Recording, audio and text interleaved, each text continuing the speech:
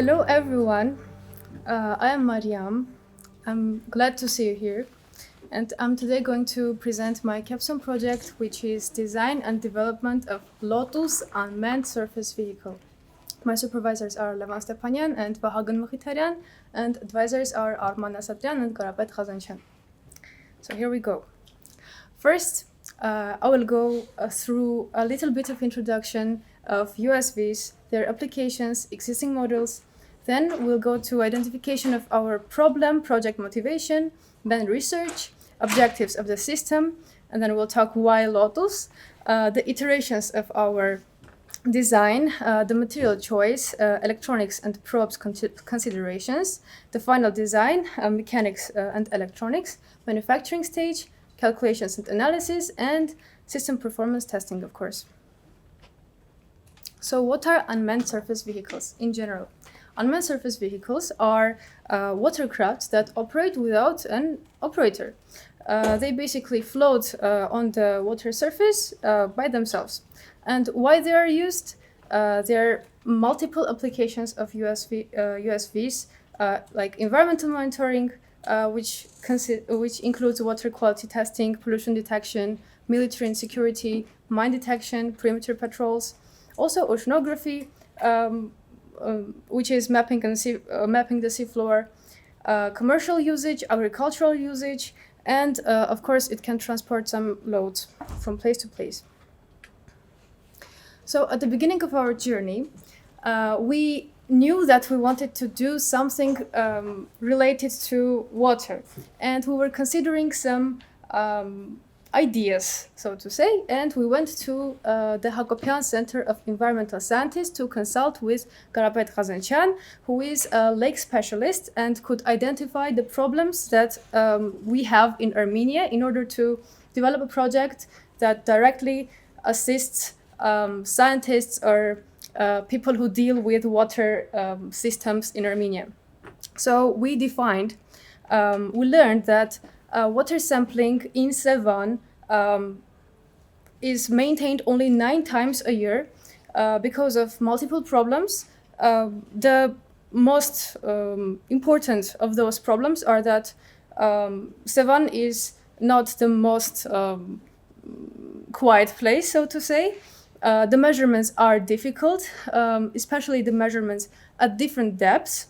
And manual data collection is not very comfortable because it requires human labor, human effort, and human effort is not always perfect, and it contains human error, of course.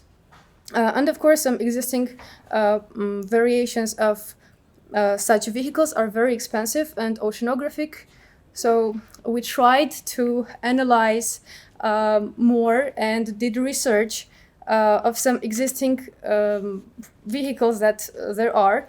And you can see that there are various vehicles. Some are oceanographic, like this two on the right, and for shallow water, like this UCLA vehicle. And we didn't stop on this. We continued exploring the market, and here you can see the list of some of the best candidates of USV developers. Here we also identified the strengths and weaknesses of this project in order to understand where we want to go, in order to understand what requirements we want to put for our project. And the main disadvantages of these projects are that they're heavy, they're logistically uncomfortable, they cost very, very much, like $200,000. They're not autonomous, some of them. They have limited range of operation. For instance, some of the vehicles are only for reservoirs, or only for lakes, or only for rivers. So considering all of these mentioned things, we tried to, as we wanted to solve the problem of depth measurement of some water bodies, we also considered the winch types which we wanted to implement into our system. And since there are manual DC motor winch types, stepper motor, servo-based winch types. We considered the most efficient one for our project, which is stepper motor winch, because it's cost efficient, its precision is moderate and high, and depending on the model, of course, and the power consumption is also moderate, but the other variants were not very comfortable for us. For instance, servo motors are very hard to implement and are cost inefficient. So considering all of the things said, we defined our requirements. We wanted our system to be a system that could measure water up to 30 meters deep, to be a hybrid sampling model, meaning that it could measure both vertical and horizontal water samples, and it needed to be modular designed, cost efficient, relatively lightweighted. It needed to have approximately 50 kilogram load capacity, autonomous remote control navigation included, and it needed to also be scalable. So we proceeded to develop our project considering these requirements initial. So the problem statement is to develop an unmanned surface vehicle which will collect water data with RC and or autonomous control, aiming to complement and enhance current monitoring methods in Armenia. And then it could be scalable, enabling more frequent and accurate hydrological assessments. And in general, this Capstone project addresses the need for an efficient and autonomous and scalable unmanned surface vehicle. Continuing to investigate deeper, we considered some material choices and decided that the best ones are plywood and extruded polyester foam, which is more widely known as Penoplex. Plywood is strong and durable, lightweight, and easy to cut and easy to work with in general. And extruded polyester foam is also extremely lightweight and it's easy to work with. Also, these materials are affordable, and merging these materials into one project would allow us to create a composite sandwich-like design, which will have the best parts of each of these materials and be more durable and lightweight. And also we have 3D printed models. For that we used PLA plastic filament. Going on, we considered some electronics that we wanted to implement, and our choice is the following components: PIXOC, which is the standard controller for autonomous robots, battery pack that we wanted to get would be high capacity, thrusters and ESC that we got were all in one and were very compact and convenient to use. Also, their thrust was enough. The stepper motor also that we used, that I mentioned before, is torque sufficient and cost efficient. The stepper driver that would allow the stepper motor to work was also high power and cost efficient. So all of the components here are more or less cost efficient and sufficient for our project. And here you can see the diagram of connections, electronic connections that we made. You can see this red lined part, which is consisted of 2 solar panels and a charge controller. This portion was removed because we were low on budget. However, after identifying some problems, we also understood that there needs to be 2 ultrasonic sensors, or at least some kind of optical detection system, which is highlighted in green and will be futurely developed. Starting with the design. First of all, we gained some inspirations from AI. Here we can see two pictures of the AI generated USV models that were the most close to our envisioned system. And then we proceeded to do some sketches and layouts. Here in the first sketch, this is the first sketch done for this project. You can see that the winch mechanism, this red box, is situated on the USV, and in the second sketch, the winch mechanism was situated inside. However, we chose the first one because it would be more convenient to operate with if we wanted to change it or I don't know, fix it maybe. The first option would be the most convenient one, so we proceeded with this option. The next considerations was for hull designs, and in this case, you can also see the sketches.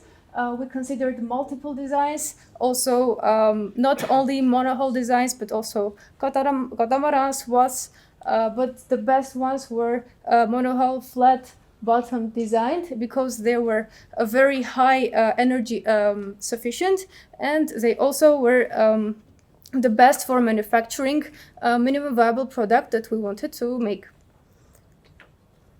So the first design iteration is the following. You can see here still the solar panels remain, but the hull design is very simplistic. This is just to understand the first considerations of the project. The second design is the following. You can see that the hull nose is more rounded, which would allow more efficient penetration through water. However, the last our iteration did a little bit change. So this one is the third iteration, which already was going to be implemented in the manufacturing stage. That is why we considered all of the details very like one by one, and we wanted to understand what part will be manufactured in what way. And after that, the final model arrived. This is the final model, which you can see here. The final model actually consists of three sections, modular sections. This back section, middle section, in which the winch system is situated in the front one. All the electronics are situated in the last section, and this model was made to ensure fast disassembling and assembling for logistical purposes. The development of winch mechanism was another stage, and we designed everything in SolidWorks, and you can see the extruded view. There are three holders of the motor and the spool, and the spool and the motor itself, which we obtained before starting the design of this winch mechanism. After that, we proceeded to practical manufacturing. In the pictures, you can see the laser cutting process, the gluing process, the filling plywood processes, which were stages for developing the skeleton boxes inside the USV. Then we proceeded to making it water resistant, water unpenetratable, so to say, and we hot glued it. We covered all the gaps. We inserted threaded inserts for fixation later on, and this is the skeleton ready. The second thing that we needed to manufacture was the polystyrene foam pieces, which we laser cut it through sewing and grinding, and then grinded them. And the next stage was 3D printing. You can see here the 3D printed also in the pictures, and here the 3D printed enclosures for the GPS module.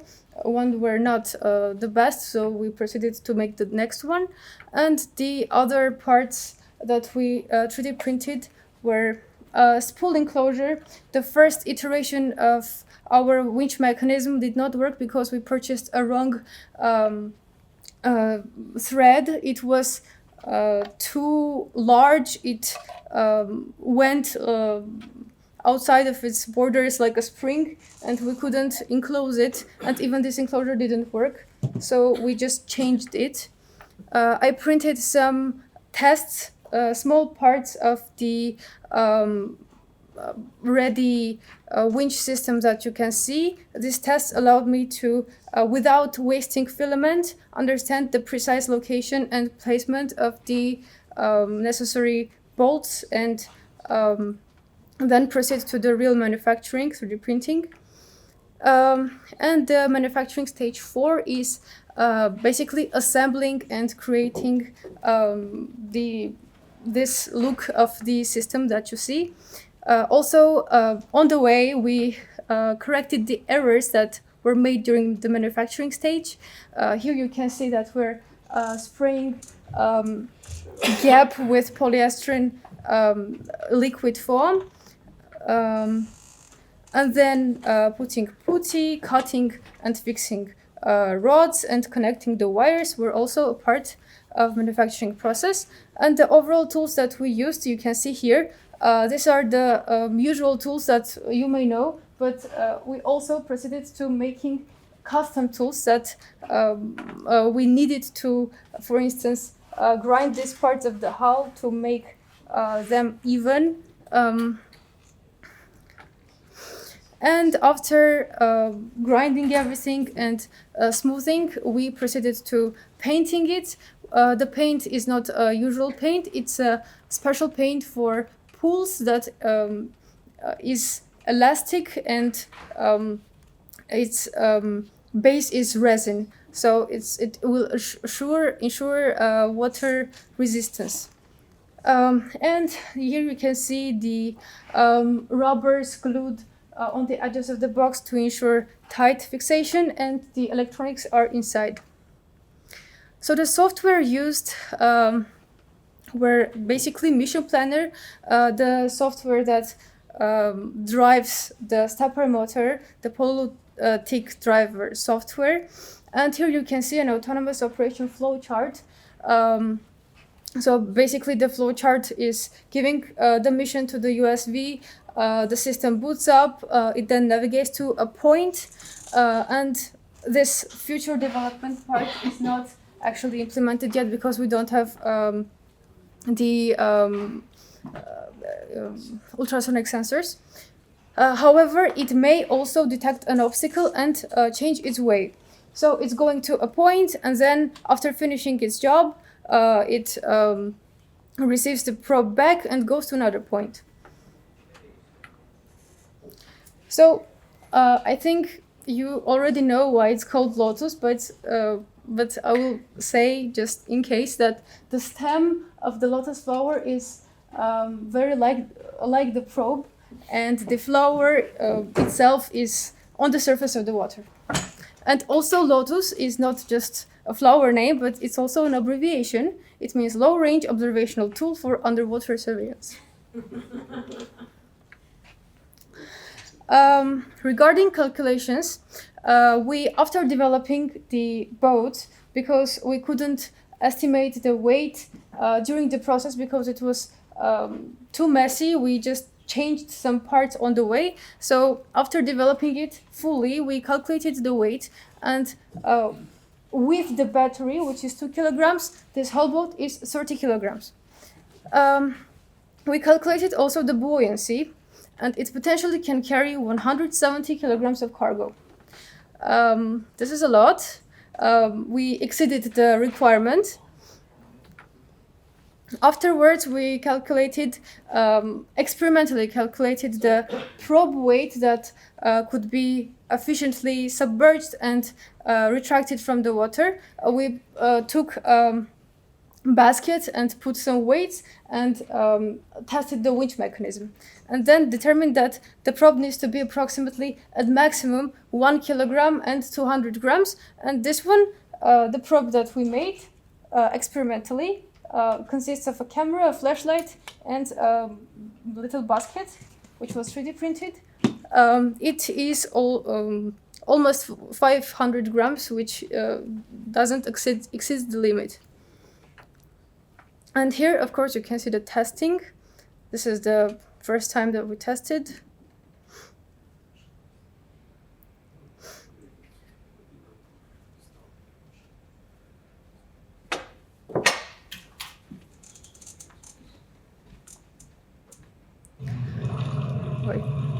We also tested it with a load. We just put it on the boat so that you can see it, but there's a place inside and you can freely put some load in the USV.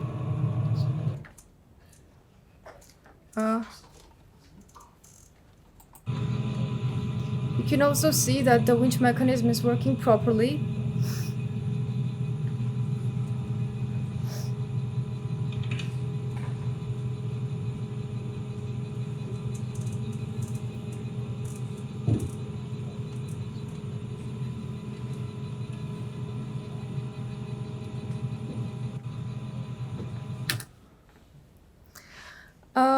Unfortunately, because of some problems, we couldn't retract all the video that the camera shot, but I just put a screenshot. It was a SD card problem. Nevertheless, we know that everything works except for the GPA. We couldn't make it work, and it just wasn't our problem. So we faced these challenges. Besides the SD card malfunctioning, and besides that the GPS module did not work, we also had this, as I mentioned, the stainless steel wire problem. Also, we had time constraints, of course, everyone has. And we didn't manage to test this boat in some special areas. For instance, we wanted to do it in Yerevan Lake. However, it's next to the American embassy, and they wouldn't allow us to do so. So we need to consider some other places in the future. So to conclude this project, we have put some requirements and we have almost fulfilled them. We didn't fulfill the autonomous part because the GPS module just didn't work. Nevertheless, all the other parts are almost done. The only part that is not also done is that the water measurement up to 30 meters is not possible in a pool. So we also need to think of another place to test it, and that we also need to test approximately 50 kilograms of load. In theory, it will work. However, we know that practice is showing some magical results sometimes. So the future things to do is to test the winch up to 30 meters, test the boat's performance while it's loaded, change and test the GPS module, and we can also coat the boat with with fiberglass and epoxy in order to avoid some little mechanical problems, and to add an optical detecting sensors inside the probe mechanism and on the boat to ensure safe navigation. I also want to say special thanks to my supervisor Levan Stepanyan, to my co-supervisor Vahagan Bakhitarian, and my advisor Arman Asatrian, which helped a lot throughout this whole process, and also all my friends, my parents, and everyone in the lab. Guys, thank you very much for helping me. Every step I remember. Thank you a lot. That's it.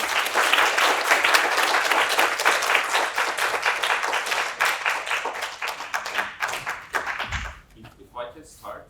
Sure. I was just checking a couple of facts with Satya before asking the questions. To be honest, I've been waiting for this project for the last 5 years. Some people know, and I was checking if this has some relation with that, basically. Do you really want to continue this? I went on, yeah, I talked to Mr. Garabet and he said that I can potentially use this in our Hakobyan Center of Environmental Scientists. I'm asking this because besides that, this project has a very big potential for commercialization, actually. In Armenia, yeah. Not only in Armenia, worldwide. I know some guys in person from Liquid Robotics that are working on the similar project.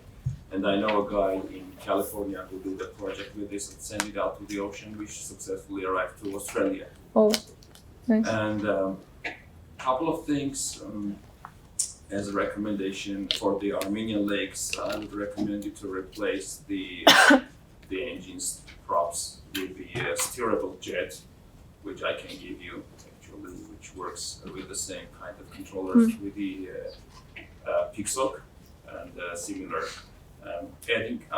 We can help you out with the harvesting solar power because it has its own specifics.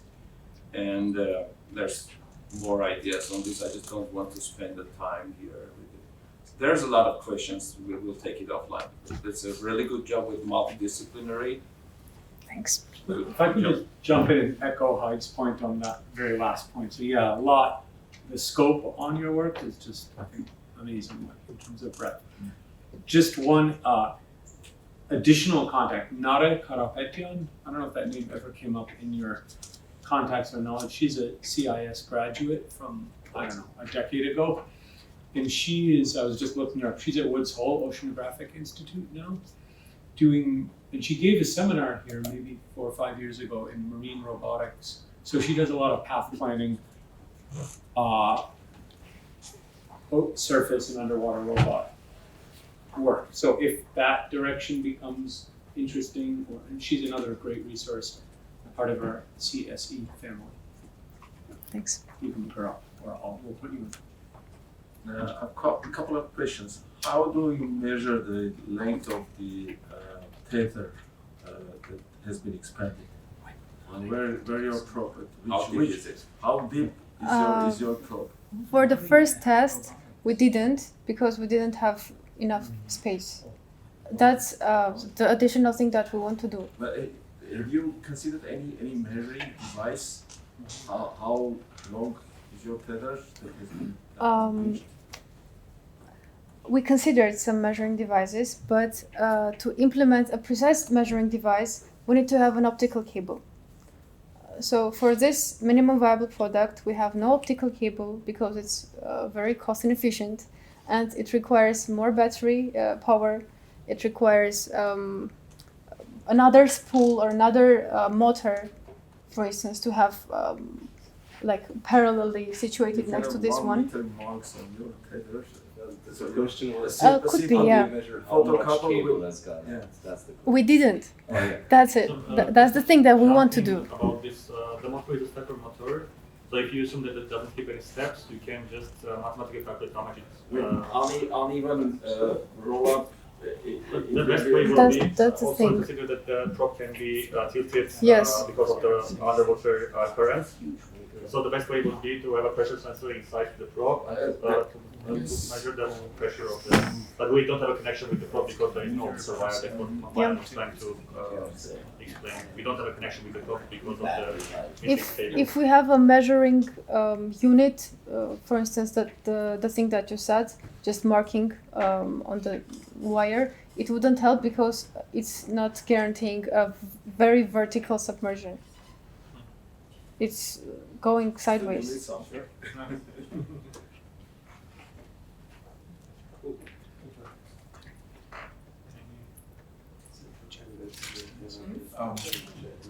Just from the, fantastic work. Like everybody said, multidisciplinary, and there's so many moving parts in this. Let me just concentrate on something I know, which is the hull design and, the amount of drag that you're going to produce with this. If you guys decide that you want to continue with this, I think some attention has to be paid to the amount of friction and wave drag this thing will produce. To conserve, if we're really going to put it into Lake Sevan or wherever and move it around for many hours, those types of things come into play. Yeah. So I would definitely think about doing something along those lines. And the jets that he's going to put on it, I think will help too. But it's not going to work fast. Still, you saw when they put the weight on it, Yeah. and it kind of did one of these things. Yeah. The amount of drag that you produce with that weight, we can probably do a better job in designing it. But Very minor modifications. workable. Yeah. Fantastic. Design, fantastic. Yeah. And the smile is. It's a lotus shark. A new type of shark.